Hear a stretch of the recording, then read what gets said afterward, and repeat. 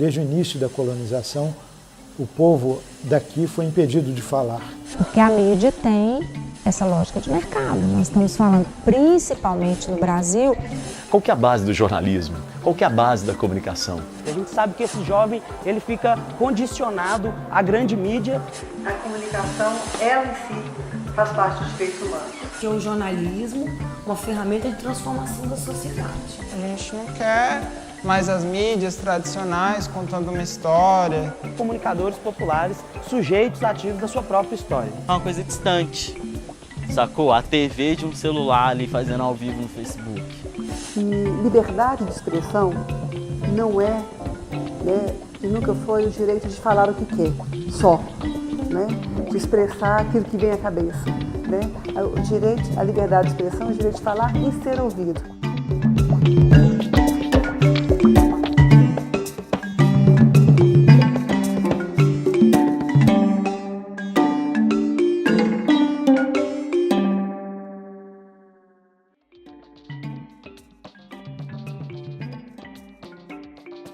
Qual que é a base do jornalismo? Qual que é a base da comunicação?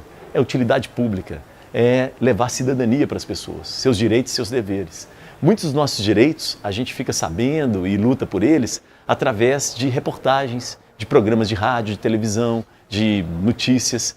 Então a gente começa a se revoltar, ou começa a saber, ou se empoderar, a partir disso. E aí é por isso que, se as ferramentas de comunicação de massa são dominadas por setores minoritários da sociedade, com interesses privados de lucro ou dominação, e a sociedade não pudesse falar usando essas ferramentas, nenhum assunto, nenhuma pauta que esteja fora dos interesses dos poderosos vai ganhar qualquer tipo de atenção. Porque a mídia tem essa lógica de mercado. Nós estamos falando, principalmente no Brasil, nós estamos falando de poucas famílias, poucos grupos que controlam tudo que nós consumimos em termos de mídia.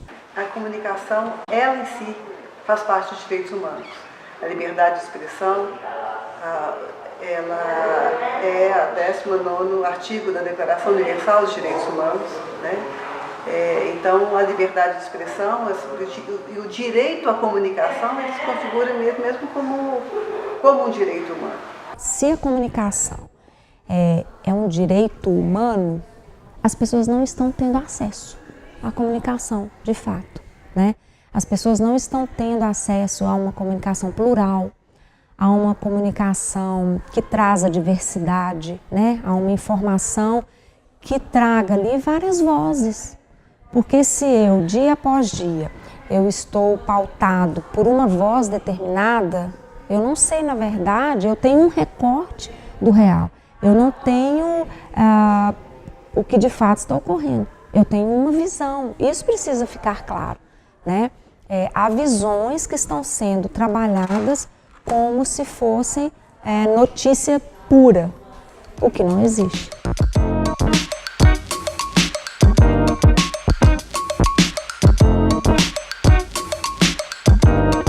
A internet, ela trouxe uma comunicação de massa que é muito mais democrática do que qualquer outra ferramenta que já existiu antes. Porque você pode entrar na internet, qualquer pessoa pode entrar na internet, pode criar uma página, pode fazer um blog, pode postar vídeos, gravar algo que está acontecendo na vida dela, colocar na internet, isso viralizar, se tornar uma pauta que,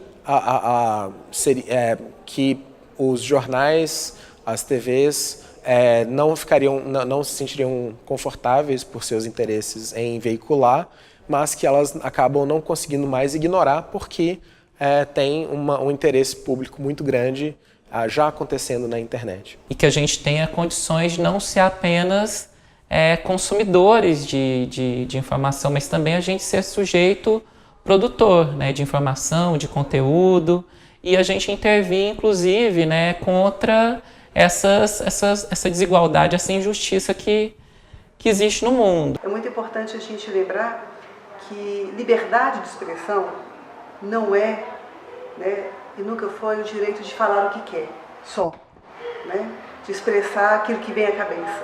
né? O direito, a liberdade de expressão é o direito de falar e ser ouvido, que essa voz seja reconhecida, que ela tenha repercussão na sociedade, né? Então, quando você tem políticas que não são democráticas, né, e que permitem que a comunicação seja um terreno monopolizado, oligopolizado e dominado por grandes setores, né, há uma subrepresentação de vozes e uma subrepresentação de outras vozes. E essa subrepresentação ela compromete a possibilidade de desenvolvimento dessas pessoas.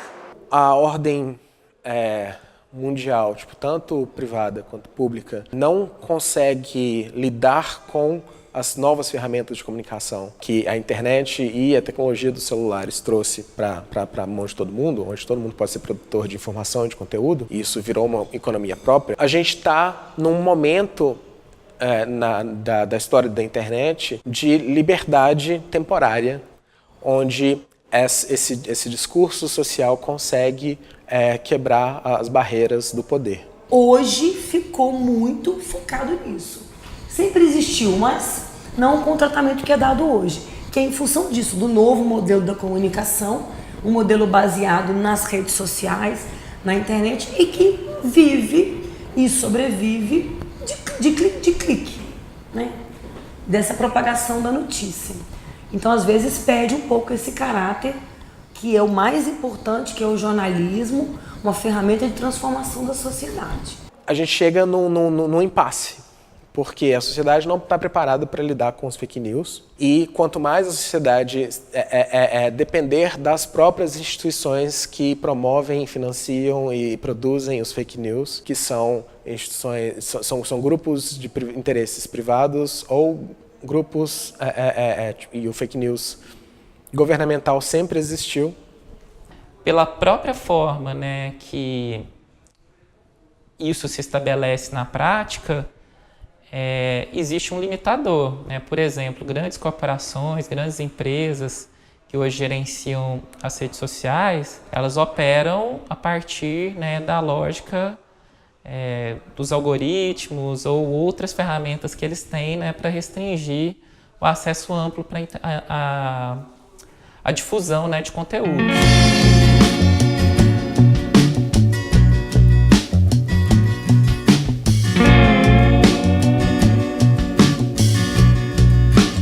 Na época do impeachment, se nós pegávamos a imprensa, né, estrangeira e a imprensa brasileira, nós tínhamos dois países.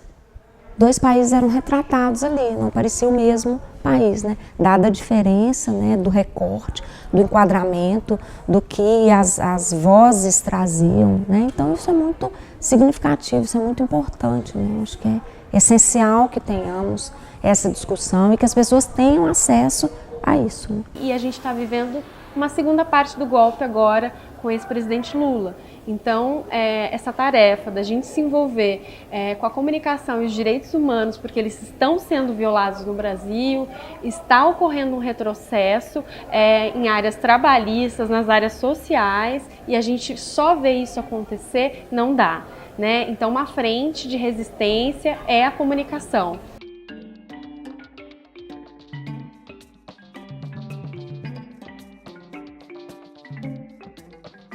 Como nos ensina o professor Venício Lima, é possível contar a história dos brasileiros através da cultura do seu silenciamento. Isto é, o Brasil, desde o início da colonização, o povo daqui foi impedido de falar, foi impedido de ter voz pública, foi impedido de falar e ser ouvido, de construir as suas opiniões livremente.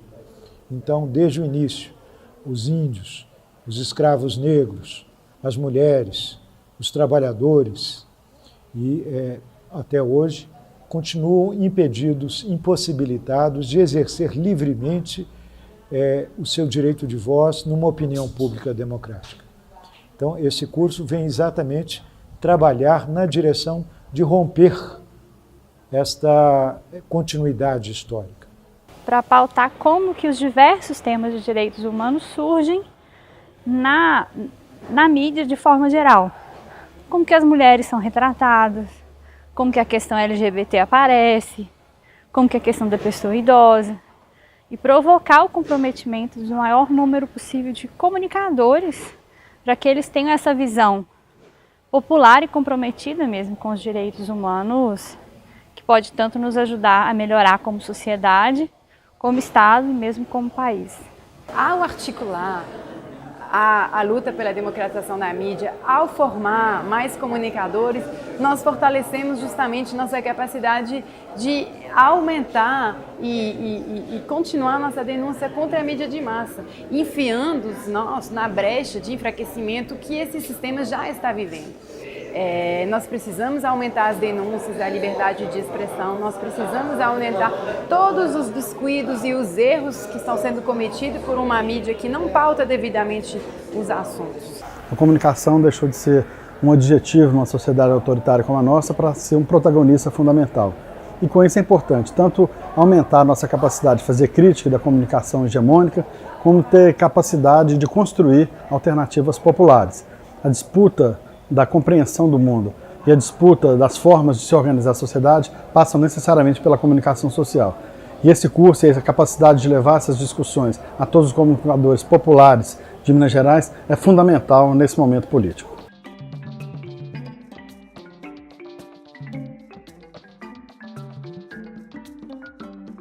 Meu livro Corpos Conflitantes, ele trata muito dessas pessoas que estão nessa situação de vulnerabilidade mesmo da vida, né? População carcerária, ribeirinhos atingidos pelo rompimento da barragem, população de baixa renda, e são pessoas que naturalmente estão à sombra, né, desse processo da construção da imagem no Brasil, ou não tem necessariamente a voz que eles precisam ter nos veículos de comunicação. Não só eu faço isso, vários outros, né, outras experiências nesse sentido, mas eu também sou mais um que investe nessa possibilidade de dar voz para essas minorias, assim. Cada um vai levar, né, para a sua região toda essa troca que a gente teve aqui, né? Não foi só eu falando, acho que cada um contribuiu com um pouco da sua experiência, né? As referências que eu trouxe, das coisas dos fotógrafos, das experiências que eu acredito, e aí vieram outras referências também para contribuir, então acho que esse processo todo é muito legal por causa disso. Particularmente a gente trouxe algumas reflexões sobre segurança na internet. A ideia dessa oficina não é esgotar as ferramentas, não necessariamente a gente focou em ferramentas, mas a gente quis trazer um debate sobre um modo de pensar seguro nas redes, né? Quais as implicações desse tipo de vigilância em massa. Então a ideia é exatamente trazer essa reflexão para nós militantes, né, que participamos de nossas organizações, de que é importante a gente manter um comportamento seguro, porque a segurança da nossa rede ela é tão forte quanto o nosso elo mais fraco.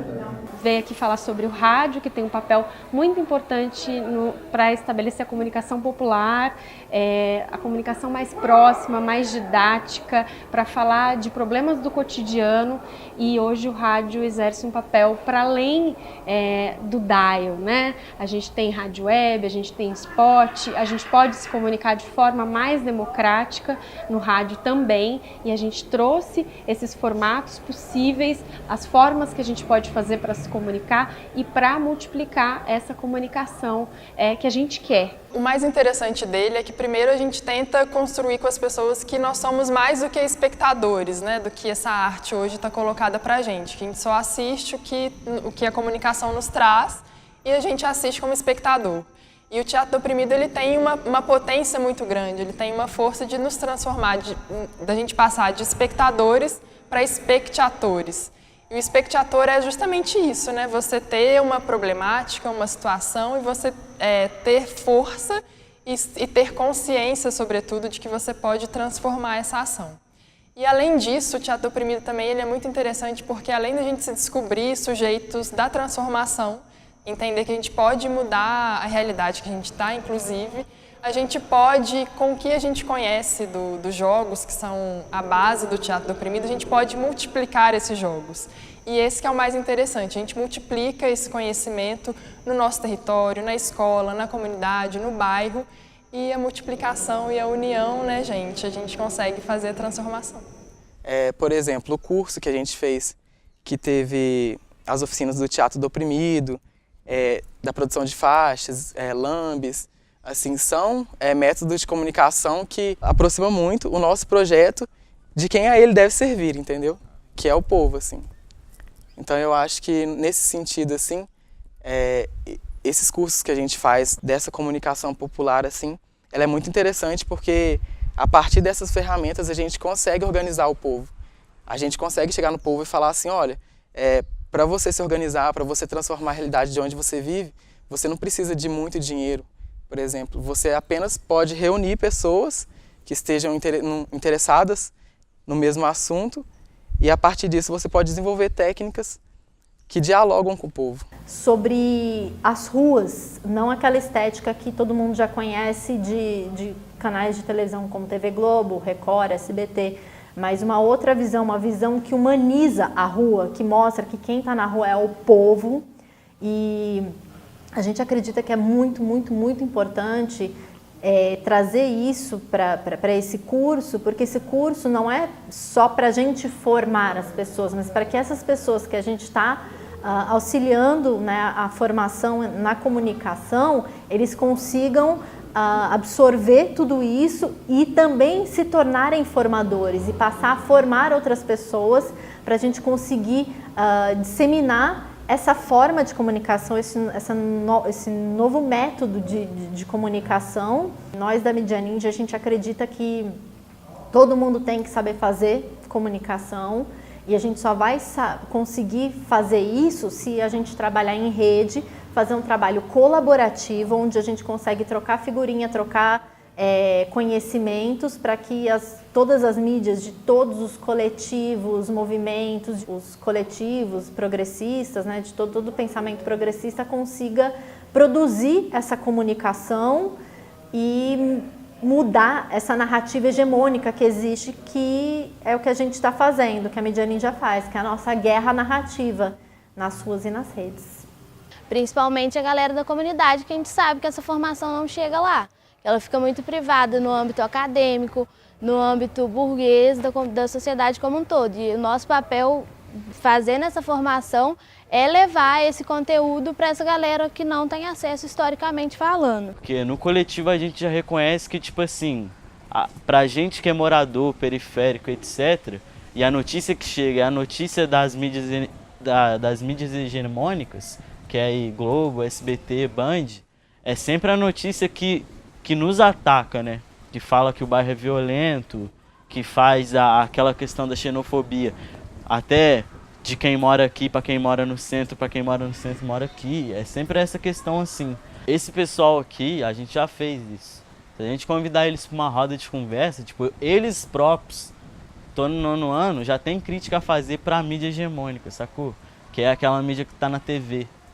E eles têm também vontade de criar mídia. Só que para eles, mesmo tendo um celular na mão, que a gente sabe, mas que já é uma arma, pode-se dizer assim, nisso, tipo, eles acham que é uma coisa distante, sacou? A TV de um celular ali fazendo ao vivo no Facebook, sacou? Eles acham uma coisa distante. Então a gente tá querendo, tipo assim, a gente não tem como investir em câmera, não tem como investir para impulsionar o canal, a parada crescer rápido.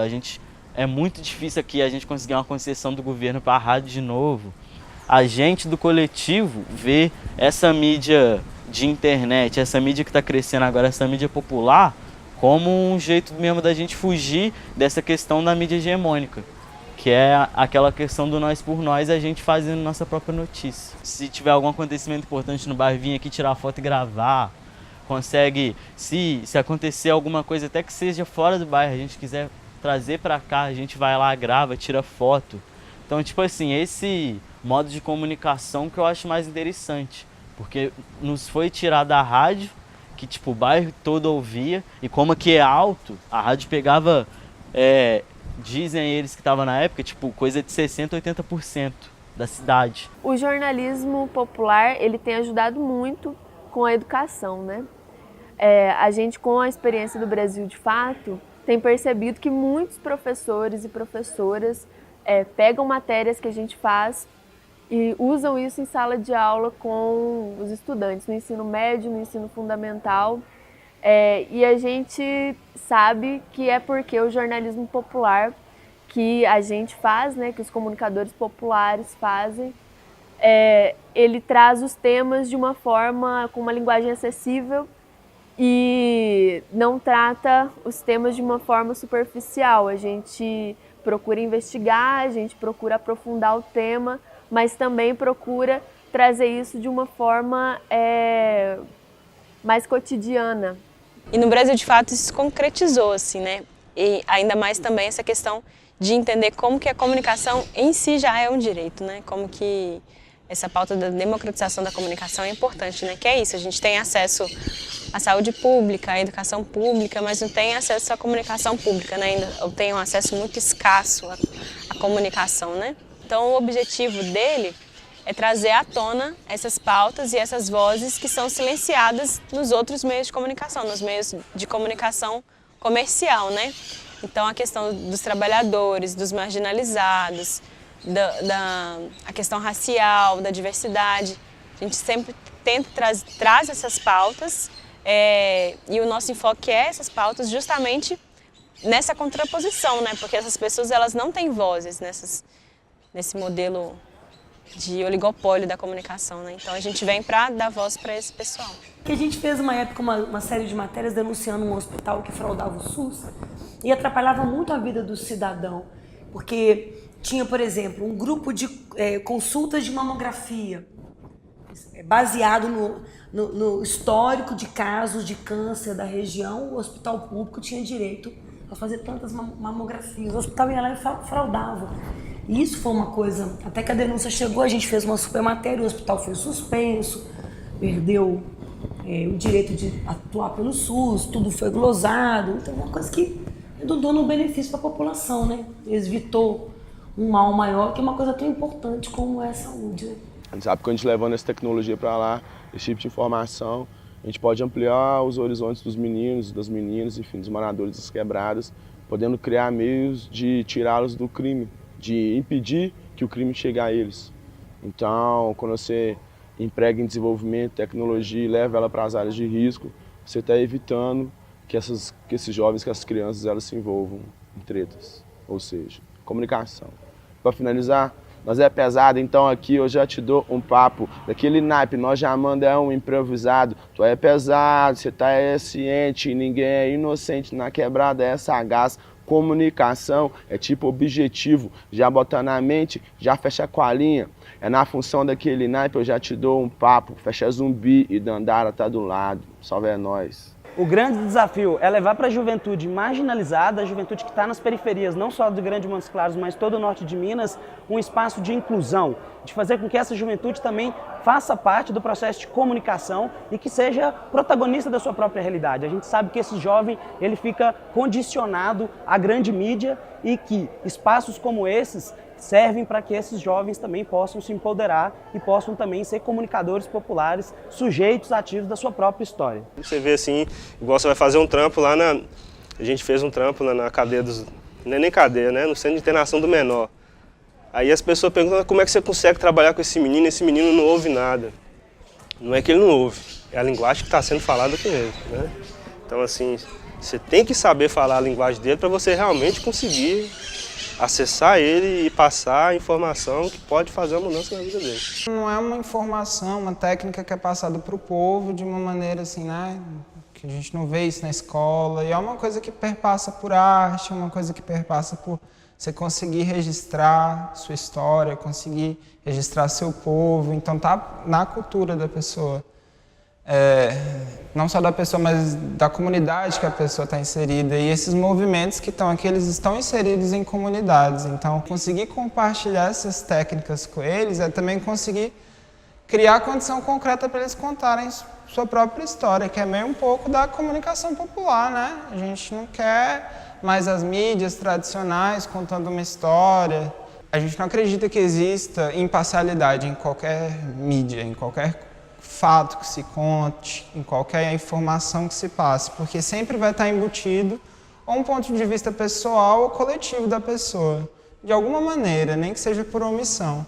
E a gente não, do Levante, do campo popular, a gente não quer ser omisso, a gente quer usar a ferramenta da comunicação, mas não de uma maneira imparcial. A gente quer usar ela a favor de pessoas específicas, que é a favor da classe trabalhadora, do povo, a favor dos direitos humanos, que são direitos que são negados para esse mesmo povo. Um companheiro que estava lá falou, né, que ele enxerga as fotos como se fosse uma história sendo contada, que quando olhava para fotos ele via histórias sendo contadas.